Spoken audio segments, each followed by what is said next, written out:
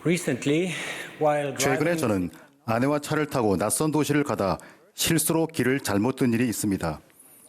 그러다 고속도로에 진입하는 바람에 그대로 수 킬로미터를 끝없이 달리게 됐습니다. 친절한 초대를 받고 친구 집에 가던 길이었는데 약속 시간보다 훨씬 늦게 도착할 것 같아 걱정이 됐습니다.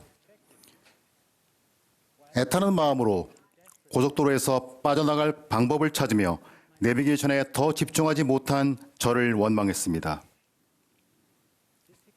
저는 이 일을 경험한 뒤에 우리가 살면서 때때로 잘못된 결정을 내리는 순간들이 있는데 경로를 수정할 수 있을 때까지는 그 결과를 겸허하고 끈기 있게 받아들이며 살아가야 한다는 점을 깨닫게 되었습니다.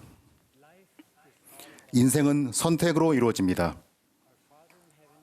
하나님 아버지가 선택의지라는 신성한 은사를 주신 것은 우리가 올바른 선택과 그릇된 선택을 통해 배울 수 있게 도와주시기 위함이었습니다. 회개할 때 우리는 잘못된 선택들을 바로잡습니다. 그럴 때 성장을 경험합니다. 우리는 모두 하늘 아버지께서 마련하신 계획을 통해 배우고 발전하며 영생을 향해 진보합니다.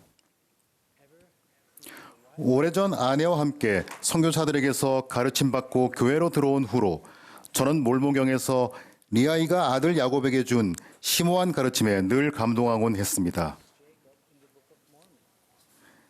리아이는 주 하나님께서는 사람으로 하여금 스스로 행하게 하시었고 모든 것에 반대되는 것이 있음이 꼭 필요하다고 가르쳤습니다.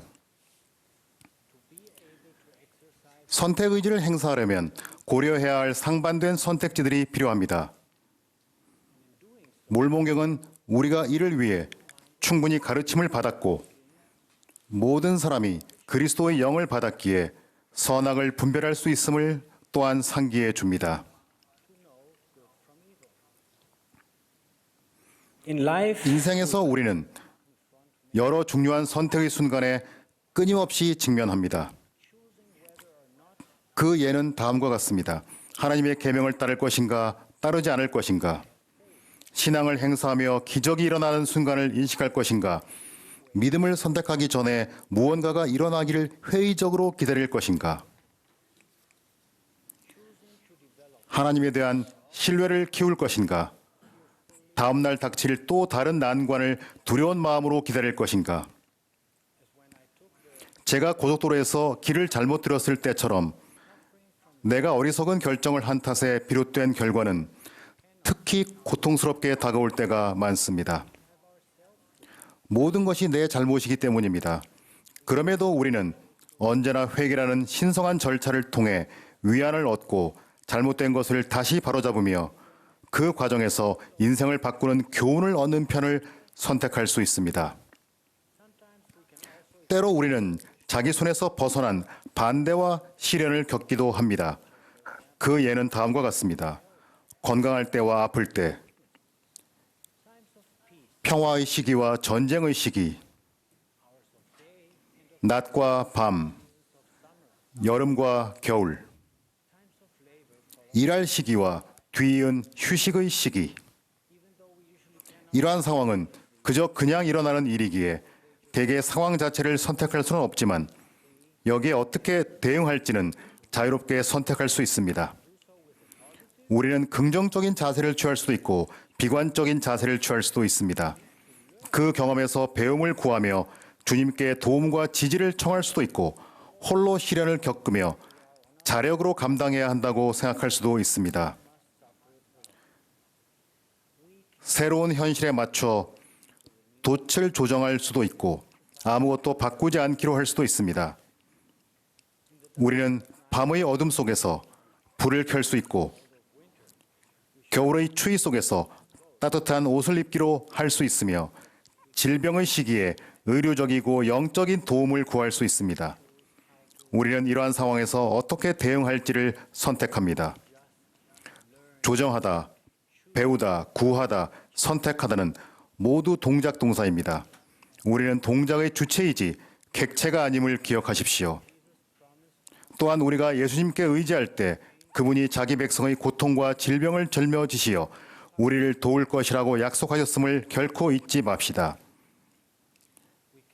우리는 예수 그리스도라는 반석 위에 기초를 세울 것을 선택할 수 있으며 그러면 회리바람이 불어도 우리를 이겨내지 못할 것입니다. 그분은 약속하셨습니다. 누구든지 오는 그를 내가 영접할 터인즉 내게 오는 자는 복이 있도다. 이제 가장 중요한 원리를 하나 더 말씀드리겠습니다. 리아이는 모든 것에 반대되는 것이 꼭 필요하다고 말했습니다. 이는 반대되는 것들이 단독으로 존재하지 않음을 의미합니다.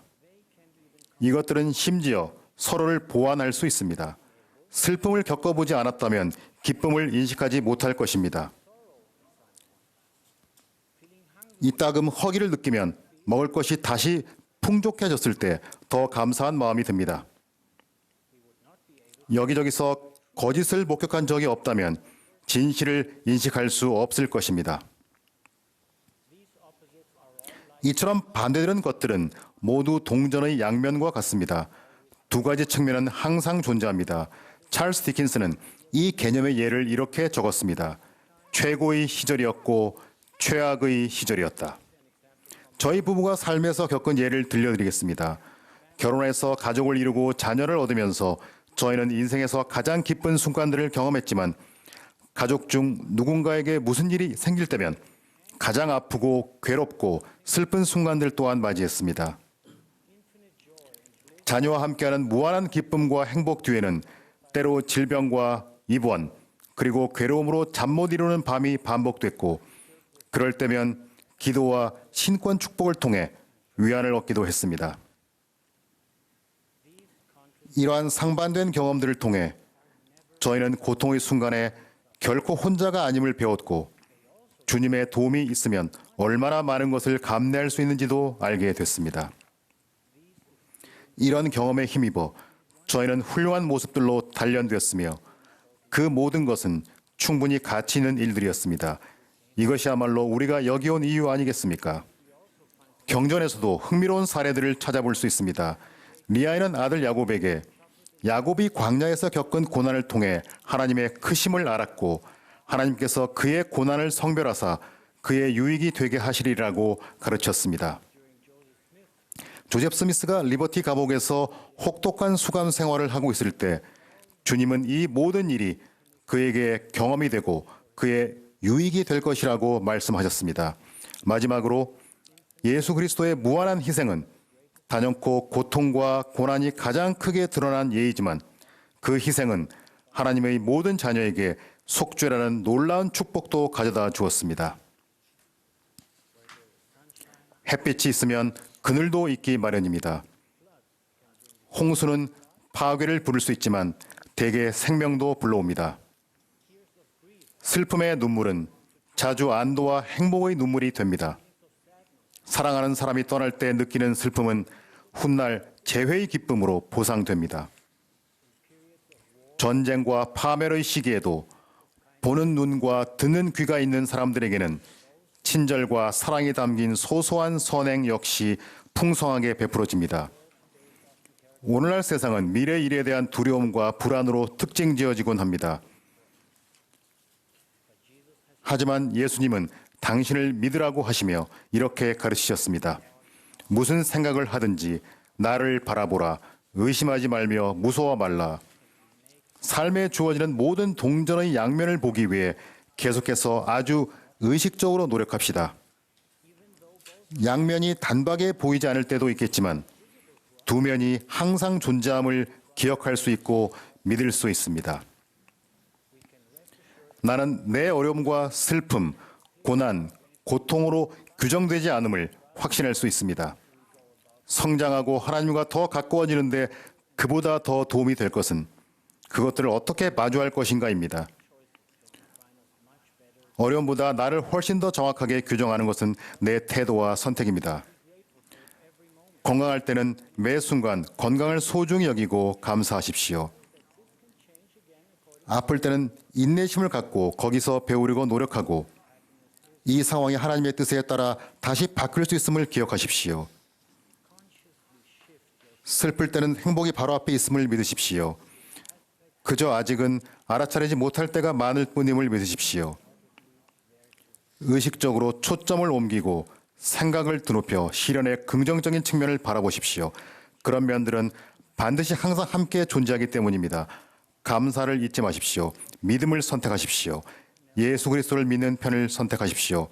늘 하나님을 신뢰하는 편을 선택하십시오. 러셀 넬슨 회장님께서 최근에 가르치신 대로 해의 왕국의 방식으로 생각할 것을 선택하십시오. 하늘 아버지께서 우리를 위해 마련하신 놀라운 계획을 항상 기억합시다.